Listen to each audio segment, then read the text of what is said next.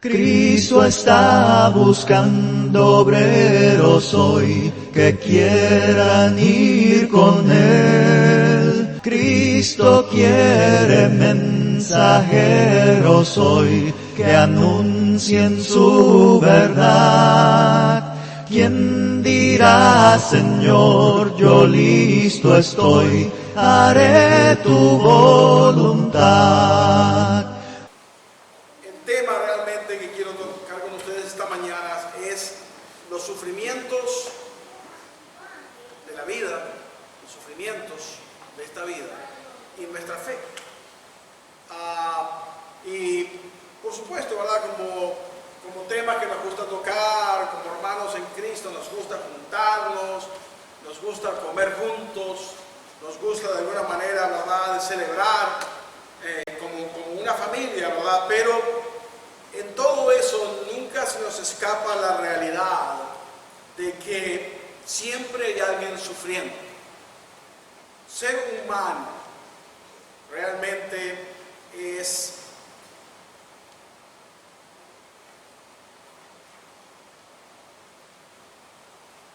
caminar por el valle del sufrimiento muchas veces. Tenemos individuos que dedican su vida para ayudarnos en ese proceso, ¿verdad? Y de alguna manera deberíamos de orar y de pedir, ¿verdad?, por la salud emocional y la protección de individuos que trabajan en mantenernos saludables, que están recuperándonos de cuando estamos enfermos, ¿verdad? De individuos que son o enfermeras, o doctores, o dentistas, o bomberos, o EMTs. Todos ellos pasan por un proceso emocional duro para llevar adelante el proceso de evitarnos más sufrimiento. Y deberíamos entender de que hay un costo emocional para todos ellos que están haciendo un trabajo positivo en este mundo. Pero ¿qué dice la Biblia acerca del sufrimiento? Para aquellos que han soportado gran sufrimiento y caminado por el valle del dolor, es una pregunta que no es filosófica, sino que es profundamente personal y emocional. De todos los desafíos lanzados y que antagonizan al cristianismo en estos tiempos, tal vez el más difícil de poder ofrecer algún tipo de explicación es el dilema del sufrimiento humano. ¿Cómo puede un Dios ser amoroso y permitir que continúe el sufrimiento en este mundo? Y este es el mundo que Él creó. ¿Cómo puede Dios ser amoroso y permitir que esto todavía continúe? ¿Cómo responde Dios a este problema en su Biblia? Es la tarea de esta mañana. La pregunta difícil, central, y pregunta que ha ocupado al pensador cristiano por mucho tiempo y al crítico del cristianismo por la misma cantidad de tiempo, es esta. La Biblia da ejemplos del sufrimiento y en esos ejemplos da indicaciones de cómo confrontar esta bestia para evitar caer en el abismo del desaliento, de la negatividad, de la amargura y de la rebelión. Desde la perspectiva humana, a nosotros muchas veces se nos hace imposible ver y entender razones, especialmente, ¿verdad?, por un evento negativo, específico, ¿verdad?, en la vida de alguien o inclusive en la historia del mundo. La dificultad nos presenta a cada uno de nosotros con una especie de cóctel destructivo, amargo, de que realmente si bebemos de él va de veneno en nuestra vida, nuestra alma, y va a conducirnos por un valle de amargura y de desaliento y de negatividad. Pero simultáneamente es un cóctel extremadamente apetitoso para la condición humana. Muchos beben de él y con él viene entonces desaliento, amargura, negatividad y rebelión en contra de Dios. Entonces, mi propuesta esta mañana es de que, a pesar de que tenemos la falta de capacidad muchas veces para entender, esto no nos priva, no nos previene de creer en un Dios que es benevolente. La palabra de Dios es sorprendente y es extremadamente realista cuando se trata del problema de confrontar el sufrimiento. La palabra de Dios no evita el tema. Un día un predicador, ¿verdad? Estaba saludando a su congregación y viene un hermano y le dice: predicador, tengo que hablar con usted. Dice: ¿por qué? ¿Cómo le va, hermana María? Muy bien. Dice: es que tuve un sueño. Y el predicador lo evita. El próximo domingo, la misma historia. Estaba al final del servicio, todo el mundo saludándose, ¿verdad? Y el predicador recibe a este muchacho, este señor, que le dice: es que tuve un sueño, tengo que hablar con usted. Y así sucede hasta que un día lo cansó y le dice: bueno, cuéntame tu sueño. Dice: estaba yo en la línea del juicio y avanzaba y avanzaba y avanzaba, y siempre sueño lo mismo. Y delante de mí estaba la Madre Teresa. ¿Saben quién es la Madre Teresa? Entonces, cuando llega la Madre Teresa a su momento de juicio, Dios le dice: ay, hija mía, ¿qué voy a hacer contigo? Tanto te he dado y tampoco has hecho. Y ahí me despierto.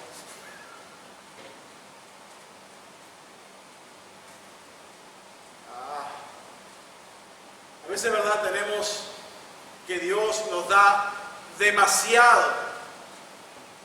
¿Y cómo respondemos a Dios con todo lo que recibimos?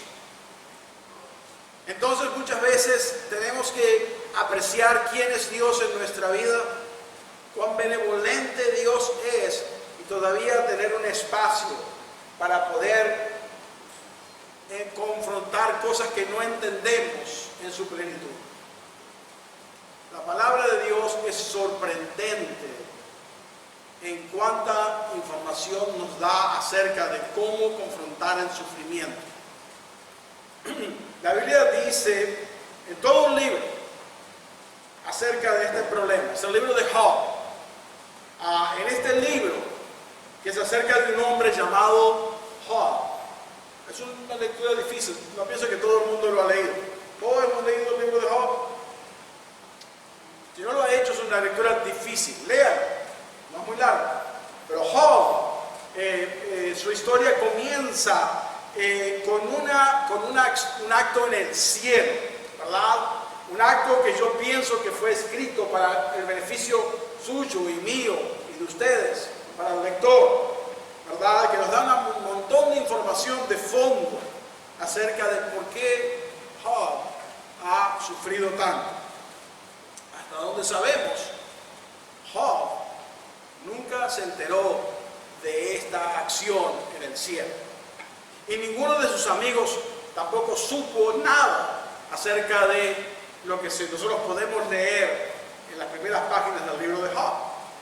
Entonces, esta falta de información hace de que ni Job ni sus amigos pudieran tener la ventaja que nosotros tenemos hoy en día.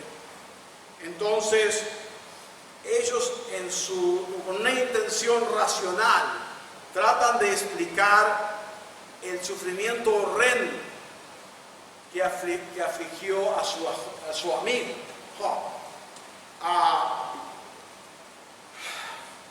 Por lo tanto, no debe sorprendernos a nosotros que desde la perspectiva de estos hombres por la falta de conocimiento, todos ellos erraron en encontrar la verdad. No pudieron entender la narrativa correcta. Para ellos el sufrimiento de Job fue inexplicable. Y sabemos que Job sufre porque Satanás contendió con Dios. Por lo tanto, nos sorprende que todos ellos lucharan para explicar con racionalidad los sufrimientos inexplicables de Job. ¿Y por qué? Bueno, porque tenemos una gran cantidad de ignorancia todavía sobre nosotros. Él sufre porque Satanás contendió con Dios. La fe de Job es ejemplar para todo ser humano, porque descansa no en la abundancia de entendimiento. Muchas veces nuestra fe descansa en que entendemos mucho, pero Job, su fe no tuvo esa ventaja, y la fe de Job solamente descansa en la fidelidad que este hombre tuvo en Dios y en su esperanza de redención. Pero ni Job, ni sus amigos, ni su esposa entendieron las razones por su sufrimiento. Al final del libro, Dios confronta a Job y Job enmudece, no dice nada, ¿verdad? A pesar de todo su intenso dolor, toda su gran pérdida, él ha pacientemente soportado todo lo que la vida le trajo y tiene un silencio frente a Dios, ¿verdad? Lo que de alguna manera subraya la confianza que Job tenía en los propósitos de Dios, a pesar de que muchas veces no entendemos los propósitos de Dios. El libro de Romanos 8:28 dice: y sabemos que los que aman a Dios, todas las cosas le ayudan al bien. Esto es, a los que conforme a su propósito son llamados. Entonces, de alguna manera, tenemos que operar en esta vida a pesar de nuestra falta de entendimiento de todas las cosas. A pesar de que hay sufrimiento personal o de individuos cercanos a nosotros, todavía Dios espera de que pongamos nuestra certeza en Él. Nosotros no hemos recibido el espíritu del mundo, sino el espíritu que proviene de Dios, para que sepamos lo que Dios nos ha concedido. Dice 1 Corintios 2:12. Hoy Jesucristo nos socorre de una manera mucho más amplia de lo que Job recibió. Tenemos, ¿verdad?, un entendimiento amplificado. Tenemos, ¿verdad?, más revelación. Y tenemos tal vez más compasión declarada en Cristo Jesús para cada uno de nosotros. Estamos, comparados con Job, en un lugar ventajoso. Pero todavía hoy, si no recurrimos a la cruz de Jesucristo, tal vez nunca intentamos la razón por nuestros sufrimientos. Porque solo poniendo nuestra confianza de fe en nuestro Dios soberano, entenderemos, ¿verdad?, de que el sufrimiento en las manos de Cristo tiene propósito. Porque por fe le estamos dando a Dios un espacio para que su mano se manifieste en estas situaciones. Otro individuo que sufrió mucho, que es otro ejemplo en la Biblia acerca del sufrimiento, es la historia de un joven llamado José. José, en su Odisea, nos puede ayudar a digerir otra verdad muy, muy complicada. José fue vendido como esclavo en su temprana edad. Y fue vendido por sus propios hermanos. En Egipto fue nuevamente victimizado. culpado de falsos cargos y echado en la prisión hasta que le creció el mojo. ¿Así dicen ustedes? Lichens. ¿Saben lo que es mojo, verdad? Esa cosita verde que crece.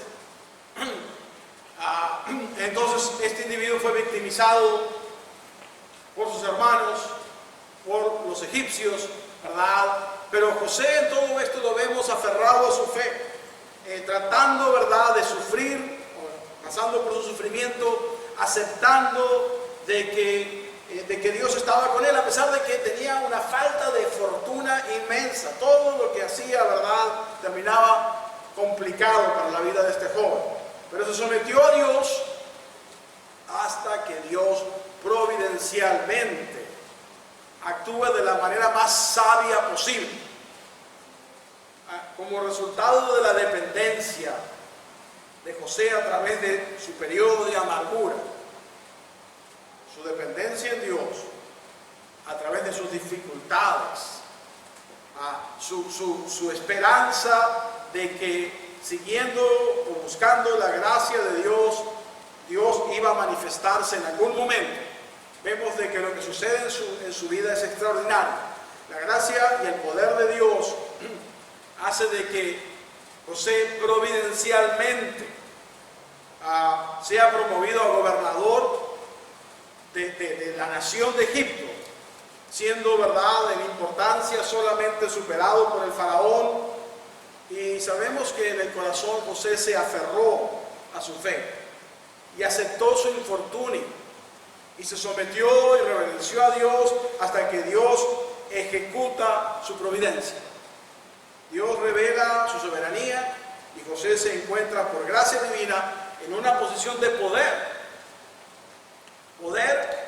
para proveer para la nación de Egipto, poder para proveer sobre otras naciones, porque vino una gran hambruna en el mundo y fue extensa y extendida, ¿verdad? Y entonces lo que es central para nuestra historia, José tuvo poder para suplir por su propia familia. Y lo que es central todavía más a nuestra historia es de que incluyó a sus hermanos que lo habían vendido como esclavo, que le habían robado su juventud, que lo habían mandado a una posible muerte. Es más, individuos que habían celebrado su muerte y anunciado su muerte. José nos revela a nosotros, ¿verdad?, qué fue lo que lo mantuvo a flote en este periodo. Génesis 50-20. Hubo una gran tormenta en su vida y José cargó su cruz en forma de rechazo, de esclavitud y de cárcel. Y al final de la historia de él tiene un discurso frente a sus hermanos en Génesis 50-20, donde dice: vosotros pensasteis mal contra mí, mas Dios lo encaminó a bien. De alguna manera, ¿verdad?, aquí nos está diciendo de que un hombre que sufrió tanto pudo ver la mano de Dios a través de años de sufrimientos. Hermanos, esta historia del sufrimiento inmerecido confronta a la humanidad con un problema muy, muy oscuro. Claro, ¿verdad? Si usted es fumador empedernido y termina con cáncer en los pulmones, va a sufrir. Pero ¿quién se lo produjo? ¿Verdad? Si usted maneja borracho y termina, ¿verdad?, abrazando un poste de teléfonos, va a sufrir. Pero ¿quién se lo produjo? Pero hay un sufrimiento que es inmerecido, que es, ¿verdad?, que ocurre y que confronta a la humanidad. Y solamente, mis hermanos, es levantando nuestros ojos hacia la cruz de Cristo, podemos comenzar a ver cierta luz al final de este oscuro túnel. En la cruz de Cristo no solamente vemos a la humanidad en su momento peor, ¿verdad?, porque que la crueldad humana en la cruz, ¿verdad? Se movió, ¿verdad? Se intensificó. Pero en la cruz también vemos y encontramos a Jesús mostrando el poder redentivo de Dios en su mejor forma.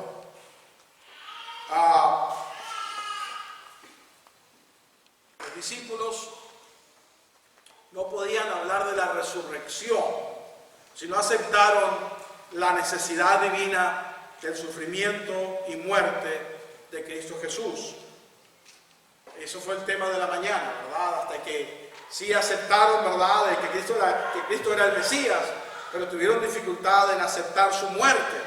Pero no podemos aceptar su muerte, no podemos evitar la muerte de Cristo, porque la muerte de Cristo trae resurrección.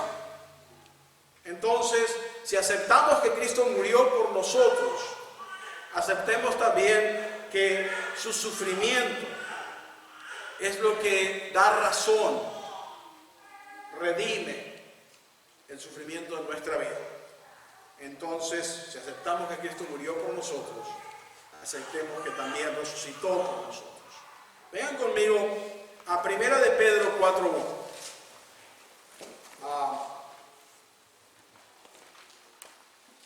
Y lo que vamos a tratar de entender aquí es que ya no tenemos que ser víctimas incautas de los sufrimientos.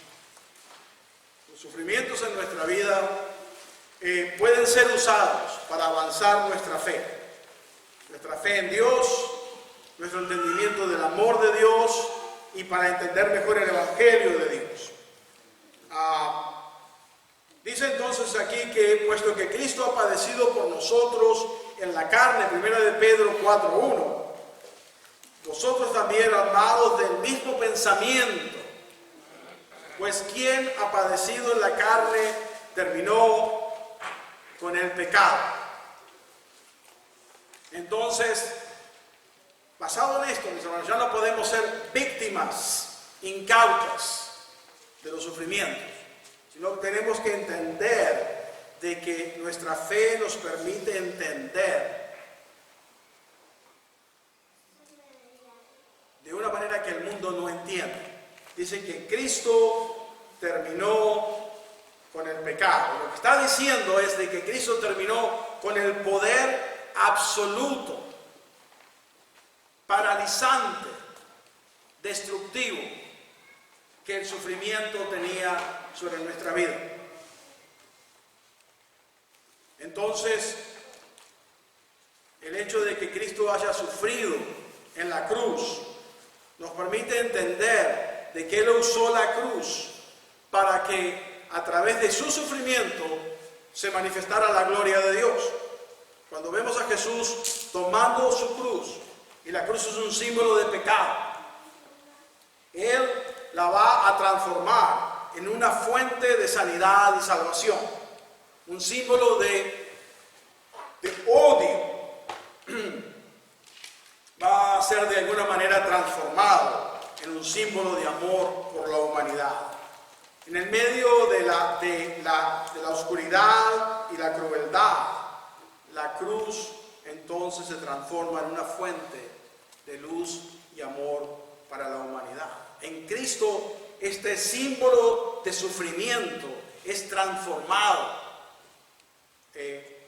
por su muerte y por su dolor en la cruz. Entonces, para aquellos que contemplamos el sufrimiento de Cristo en la cruz del Calvario como el acto central redentivo sobre el cual se apoya nuestra fe, entendemos entonces de que si encontramos refugio en los sufrimientos de Cristo, veremos de que desde lo alto luz redentiva es ahora otorgada a nuestra vida, porque Él terminó con el poder del pecado. El sufrimiento de Cristo puso punto final al poder absoluto, paralizante, destructivo del pecado en la vida del ser humano. Y esto es una verdad fundamental, mis hermanos. Si no se acuerdan de nada más, acuérdense de esto. En la cruz, Cristo redimió nuestro sufrimiento. La palabra redimir es una palabra que tenemos que aceptar, que es difícil de entender, pero tenemos que entender. Redimir quiere decir que Él le dio sentido, le dio propósito a algo que no tenía ni sentido ni propósito. Lo redefine. El que murió, el que sufrió, dice Pedro, el que padeció en la carne, terminó con el pecado. Bueno, el pecado todavía existe. Lo que Cristo terminó fue con el poder paralizante y destructivo del pecado en la vida de los fieles. Entonces entendamos que en Cristo Jesús, en la cruz de Cristo Jesús, redime el sufrimiento de toda explicación extra. El ser humano no puede explicar la razón del sufrimiento. En Cristo Jesús encontramos de que tiene razón. Fíjense ustedes, los budistas piensan de que el sufrimiento humano es porque hemos sido de alguna manera atrapados en la rueda de la existencia y estamos sufriendo en esta situación que ellos llaman la rueda de la existencia. Los hindúes piensan de que sufrimos en esta vida porque en un nacimiento anterior hicimos maldades y ahora estamos pagando por aquello que sucedió en nuestra vida anterior. Muchos pensaban en la antigüedad de que el sufrimiento era porque los dioses estaban mostrando su indignación contigo y conmigo, ¿verdad? Y nos mandaban sufrimiento como consecuencia. Inclusive los judíos tuvieron que de alguna manera ajustar su entendimiento, porque ellos también relacionaban sufrimiento, dolor, con pecado. ¿Se acuerdan cuando Cristo encuentra a un individuo que era ciego y estaba pidiendo limosna? Eso aparece en Juan 9:2. Y dice que le preguntaron sus discípulos diciendo: Rabí, ¿quién pecó, este o sus padres, para que haya nacido ciego? Inmediatamente Cristo va a ajustar este entendimiento errado del sufrimiento que sus propios discípulos tenían, ¿verdad? Corrige su misión, ¿verdad? Y de alguna manera, ¿verdad?, les dice de que este individuo ciego, ¿verdad?, no es razón, su situación no es razón del pecado. Dice, ni este hombre ni sus padres pecaron, sino para que se manifestara la gloria de Dios, y procedió a curar al ciego. Entonces los judíos, como pensaban de que el sufrimiento era algo enviado por Dios, tenían que justificar por qué Dios era tan difícil. Decían, no, alguien pecó, por lo tanto el sufrimiento fue de alguna manera merecido. La realidad, mis hermanos, es de que Dios no conecta el pecado y el sufrimiento. Nosotros sí lo hacemos, ¿verdad? Si sos borracho y terminas en la cárcel, te lo trajiste tú mismo. Pero ¿cuánta buena gente tiene que sufrir toda clase de necesidades y de dolores y de enfermedades injustamente? Entonces los judíos hacían esa conexión. ¿Quién pecó? Entonces, sufrimiento para los de Cristo, sea por la condición humana o sea por la fe en el Evangelio de Cristo, nos arriman, nos conducen, nos dan cercanía a Cristo Jesús, quien sufrió por todos nosotros. Vengan conmigo a Romanos 8:18. Aquí encontramos a Pablo diciendo algo interesante. Si alguien sufrió fue Pablo, ¿verdad? Dijimos de que Pablo Dice que tuvo trabajos abundantes, azotes, cárceles, lo dejaron por muerto. Los judíos, ¿verdad?, lo azotaron con caña, fue azotado con vara, fue apedreado, estuvo náufrago, pasó hambre, sufrió desnudez. Cuando alguien habla de sufrimientos, pienso que Pablo sabe lo que está diciendo. Y en Romanos 8:18 Pablo dice: porque tengo por cierto que las aflicciones del tiempo presente. ¿Sí encontraron? Romanos 8:18. Porque tengo por cierto que las aflicciones del tiempo presente no son comparables con la gloria venidera. Entonces este hombre sufrido como Pablo dice que en Cristo Jesús tenemos esperanza de gloria venidera, y toda esta copa amarga de sufrimiento no tiene el valor comparable con la gloria que Dios nos ha prometido. Entonces, los de la fe podemos visualizar la única salida a la oscuridad del sufrimiento en esta vida. Hermanos, hay eternidad, y la eternidad hace de que todo sufrimiento sea incomparable a lo que Dios trae para nuestra vida venidera. Entonces, en la presencia de Jesucristo, el sufrimiento no va a empañar nuestro entendimiento, no va a oscurecer nuestro corazón, no va a amargar nuestra alma. La providencia de Dios en Cristo proveerá de su amplia sabiduría para que cada uno de nosotros también pueda decir: ciertamente mi esperanza de vida eterna es válida y es importante, y me permite entender que la gloria venidera no es comparable con las aflicciones, leves aflicciones del tiempo presente. Esto es lo que Pablo nos enseña. La providencia de Dios proveerá para los fieles.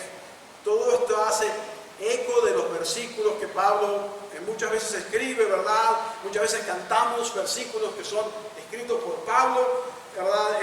Y hablan de proclamar que la esperanza de vida eterna es superior a todo lo que en esta vida podemos confrontar, sea azotes,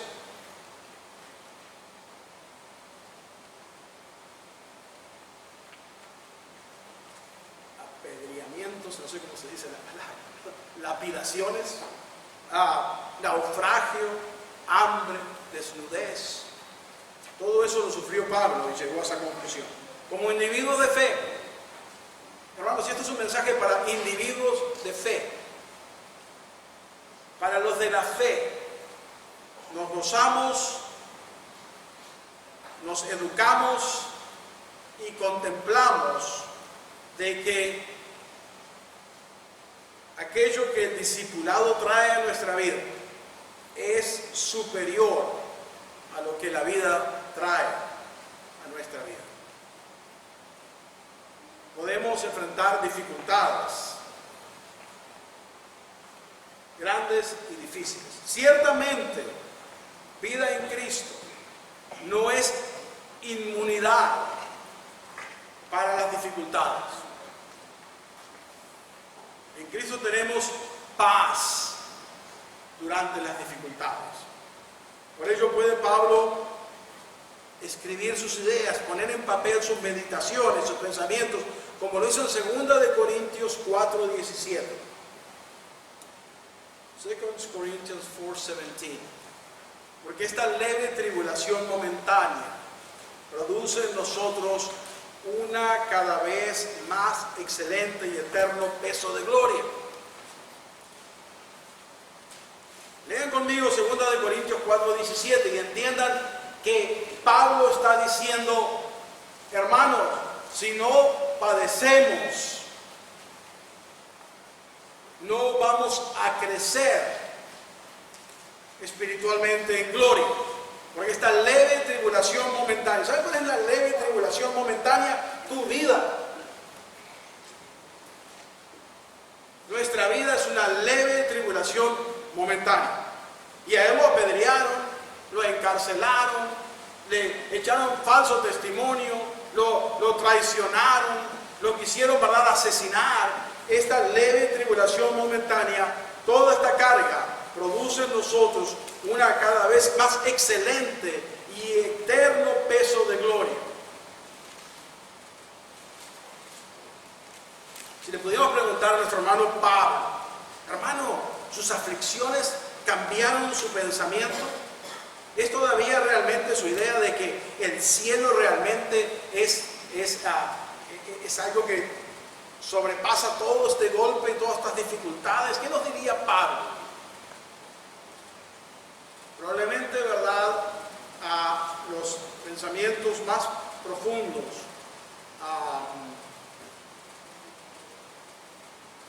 llevan a entender de que Pablo cargó con todo eso en su vida como un golpe adicional a su humanidad.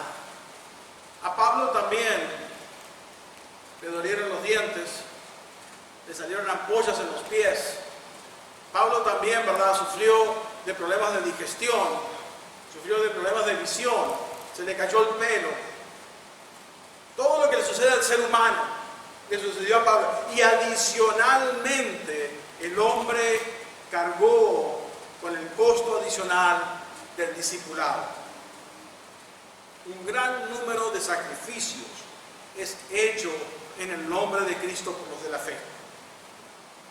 Y solamente estos sacrificios extras pueden ser llevados adelante, soportados por las glorias venideras, por la esperanza de vida eterna, porque el cielo, mis hermanos, realmente es eterno y merece toda nuestra intención. Pero todavía hay un gran costo extraído sobre los discípulos, porque le decimos al mundo de que en nuestra vida Cristo Jesús tiene la prioridad. Cuando usted anuncia eso en el mundo que le rodea, costos van a comenzar a aparecer. Usted anuncia de que va a dedicar su vida a Cristo, tal vez tenga problemas con sus familiares, en su trabajo, con sus amigos, con multitud de individuos. Hay un costo extra extraído de los de la fe.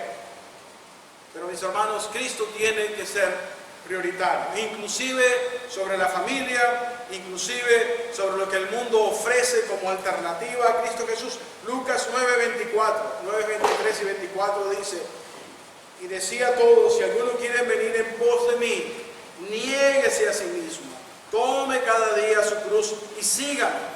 Porque todo aquel que quiere salvar su vida la perderá, y todo aquel que pierda su vida por causa de mí la salvará. Igualmente, mis hermanos, no solamente tenemos que ser humanos, somos seres humanos, sino también tenemos que cargar nuestra propia cruz, en adición a lo que la vida trae. Y el que no lleva su cruz y viene en pos de mí, dice Lucas 14:27, no puede ser mi discípulo. Hermanos, todos vivimos en un mundo alejado de la mano de Dios, un mundo cruel. Y vamos a encontrar que siguiendo a Cristo muchas veces envuelve ser aborrecidos, ser perseguidos, ser calumniados y hasta ser maldecidos. Sin contar el poder general que el pecado tiene de manera genérica por todos aquellos que se oponen al Evangelio. Entonces, muchos cristianos, así como Pablo, sufrieron adicionalmente el costo de su ministerio. Pablo dice: yo cargo conmigo las marcas de la muerte. ¿Qué estaba diciendo? El hombre estaba lleno de marcas de latigazos y de golpes, porque él sufrió adicionalmente a su diabetes, a sus problemas de visión, al hecho de que le dolían, le salieron, ¿cómo se llaman esas cosas que te salen los dedos, hermanas? Cuando usan zapatos muy altos ustedes. Que se le odia. Todas esas cosas. ¿No la sufrió Pablo? Sí la sufrió, mis hermanos, pero llevó extra los golpes por el nombre de Cristo.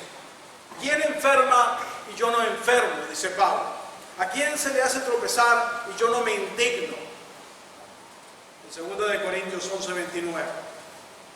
Hermanos, muchas veces hemos leído acerca de cómo los discípulos han sufrido por el nombre de Cristo. Sabemos que el discipulado es costoso. Muchas veces somos opuestos, cargados, llevados, ¿verdad?, a algún tipo de injusticia. Pagamos un impuesto extra por ser cristianos, mis hermanos, en forma de dolor de cabeza y de dolores extras. Y entonces, mis hermanos, aquellos que mantienen vivo el testimonio de Cristo Jesús, como Pablo lo hizo, tienen que ser hombres y mujeres de fe. Pablo fue sufrido, Pedro fue perseguido, Juan fue encarcelado. Y si pudiéramos preguntarle a estos individuos hoy, ¿realmente todo eso tuvo sentido, tuvo poder, fue digno? ¿Fue el costo realmente de seguir a Cristo válido? ¿Qué nos responderían hoy en día? ¿Puede haber alguna comparación entre lo que esta vida puede traer, esta vida de servicio a Dios, aunque sea en dificultades, y la eternidad en la presencia de Dios? ¿Puede haber alguna comparación? Para terminar, Hebreos 10:35, mis hermanos. Me prometí a Orlando que iba a terminar, y aquí estoy llevando adelante mi promesa. Hebreos 10:35 y 36 dice: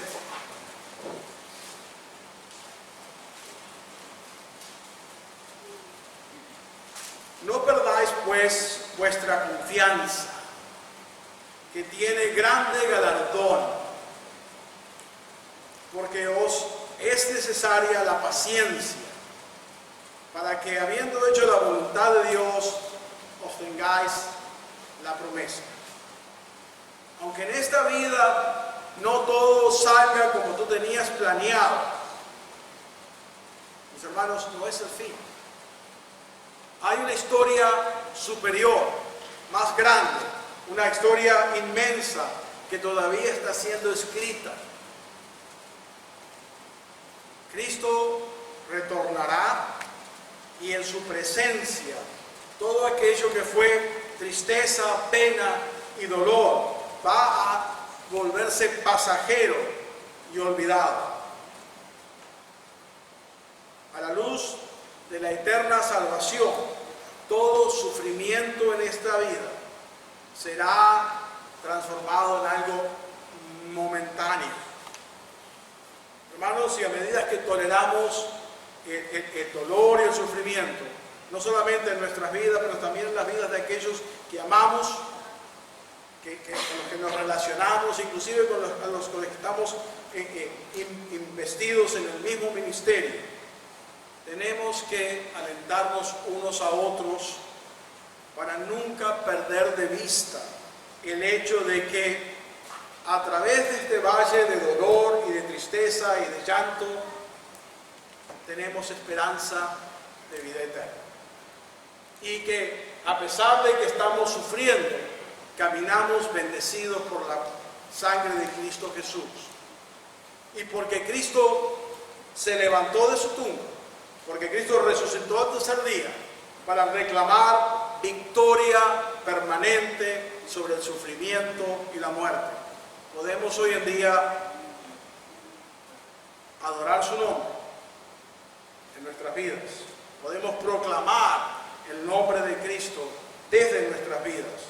Y permitamos también, mis hermanos y hermanas, que el Espíritu Santo esté en control sobre nuestra vida, inclusive sobre nuestro sufrimiento, desde hoy en adelante. Quiera Dios que reciban ustedes grandes bendiciones y que hayan recibido un poquito de aliento en este día con las palabras que hemos dicho. Bendiciones, mis hermanos. El mundo confronta un problema amargo, que es el sufrimiento inmerecido. Pero Cristo Jesús, el que murió por nosotros, el que sufrió por nosotros, redimió el sufrimiento en nuestra vida. No en el mundo, sino en la vida de los fieles. Bendiciones para ustedes, mis hermanos.